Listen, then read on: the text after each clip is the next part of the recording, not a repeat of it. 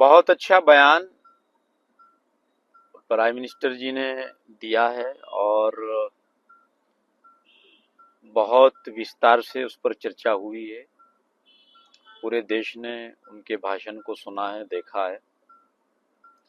लेकिन जिस तरीके से विपक्ष के लोगों ने पूरे सदन में हंगामा काटा है, यकीनन ये भी काबिले मजम्मत है। मैं समझता हूं कि ऑपरेशन सिंदूर पर देश की सदन में चर्चा ही नहीं होनी चाहिए थी।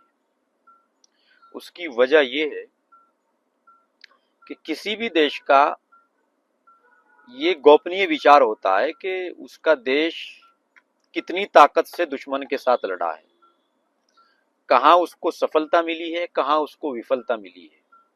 सार्वजनिक तौर पर ये कहना, जिस तरीके से विपक्ष ने कहा है कि भारत डर गया है, भारत हार गया, भारत ने घुटने टेक दिए, यकीनन देश के साथ इससे बड़ी गद्दारी, देश के साथ इससे बड़ी दुश्मनी कोई हो ही नहीं सकती। कांग्रेस ने 70 सालों में क्यों नहीं लिया है? जिस विभाजन में कांग्रेस का बहुत बड़ा योगदान है, विभाजन के कुछ सालों बाद ही हमारे देश का कुछ हिस्सा पीओके के पास, पीओके जिसको कहते हैं, दुश्मन देश के पास है। और आज तक जितनी सरकार, जब तक सरकार रही वो तो कांग्रेस की रही। कांग्रेस अपने शासन में क्यों नहीं पीओके को वापस ला सकी? हाँ, इस सरकार ने इतना तो जरूर किया है कि इस सरकार ने कश्मीर के अंदर से कश्मीरियों को रोजगार देने का प्रयास किया है और उसमें वो लोग सफल भी रहे हैं। आज पहलगाम की घटना से अलग अगर हम लोग देखेंगे तो आज कश्मीर का माहौल बहुत अच्छा है। कुछ दिनों के लिए वहां सारी चीजें बंद हुई, फिर से शुरू हो गई है। तो कांग्रेस ने तो, कांग्रेस के होम मिनिस्टर उस वक्त वहां कश्मीर में जाने से डरते थे। अब तो खुद राहुल गांधी जी कश्मीर जाकर घूम कर आते हैं, उन्होंने यात्रा भी की है वहां पर।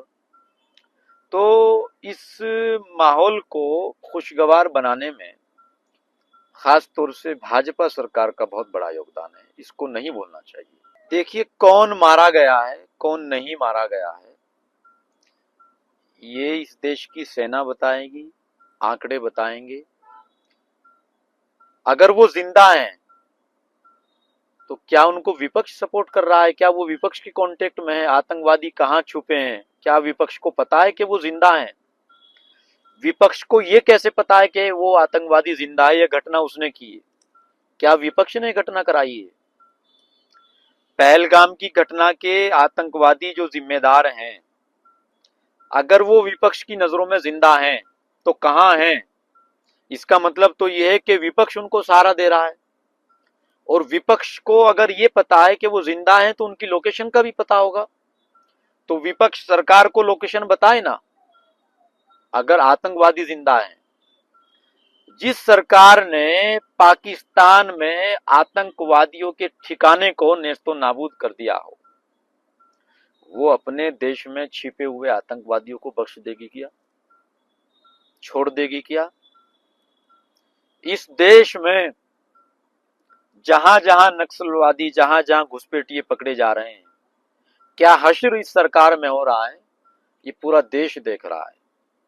और कांग्रेस ने हमेशा आतंकवादियों की किस तरीके से रहनुमाई की है, पजीराई की है, ये भी हमेशा पूरे देश ने देखा है। आतंकवादियों के इनकाउंटर पर कांग्रेस को रोना आता है, लेकिन कांग्रेस को बहन बेटियों का सिंदूर उजड़ता हुआ दिखाई नहीं देता है।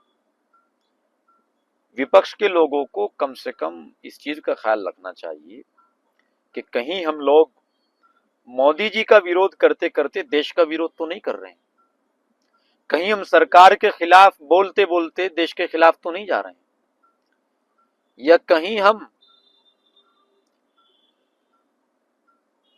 अनुशासन का समर्थन करते हुए, अनुशासनहीनता का समर्थन करते करते पाकिस्तान का समर्थन नहीं कर रहे हैं, आतंकवादियों का समर्थन तो नहीं कर रहे हैं। इस चीज का कम से कम ख्याल रखना चाहिए। हर चीज की एक समय और सीमा होती है, उसको कभी पार नहीं करना चाहिए। यही तो इस देश का दुर्भाग्य है। जिस देश में अपने ही लोगों को सबूत देना पड़ जाए, तो फिर इससे बड़ी बात, इससे बड़ा दुर्भाग्य इस देश का क्या हो सकता है।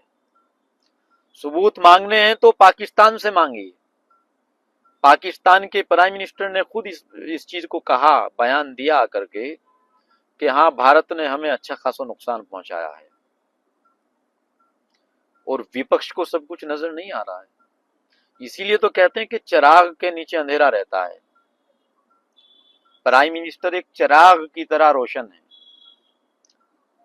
उन्होंने इस देश को रोशनी देने की कोशिश की है, लेकिन उसी सदन में खड़े हुए कुछ विपक्ष के लोग इस बात को मानने से इनकार कर रहे हैं। दोनों अच्छे हैं, दोनों नाम बेहतर हैं।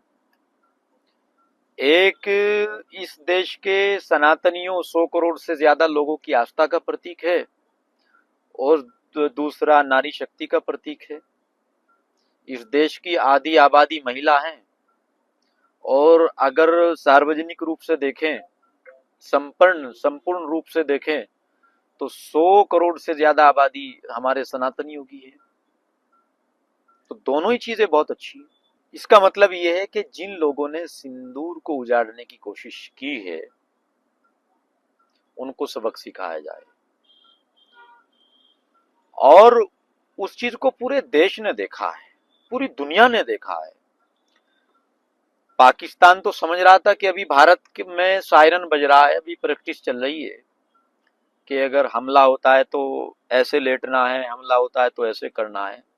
यकीन मानिए, उसी के चलते रातों रात भारत ने पाकिस्तान के ऊपर हमला करके पूरी दुनिया को चूना लगाने की कोशिश, पूरी दुनिया को चूना लगाया है। पाकिस्तान ने कभी ख्वाब में नहीं सोचा था कि इस तरीके से इतना खतरनाक, इतना होलनाक हमला होगा। वो लोग तो कहते थे कि जरूरत भी नहीं होगी किसी की हमारे आतंकवादी अड्डों को छूने की। लेकिन किस तरीके से वहां की तस्वीरें सामने आई है, वहां के मसूद अजहर जो सबसे बड़ा आतंकवादी है, उसने कहा कि काश मैं भी मर जाता तो अच्छा था। तो कितना पछतावा उन लोगों को अपनी मक्कारियों पर हो रहा होगा। तो यकीनन ये सारी चीजें हैं। तो मैं यही कहूंगा विपक्ष के लोगों को कि कहीं आप मोदी जी का विरोध करते करते देश का विरोध ना करने लग जाएं। राष्ट्र सर्वोपरि होना चाहिए। राष्ट्र के लिए जीना, राष्ट्र के लिए मरना, ये सच्चे हिंदुस्तानी और सच्चे देशभक्ति की निशानी है।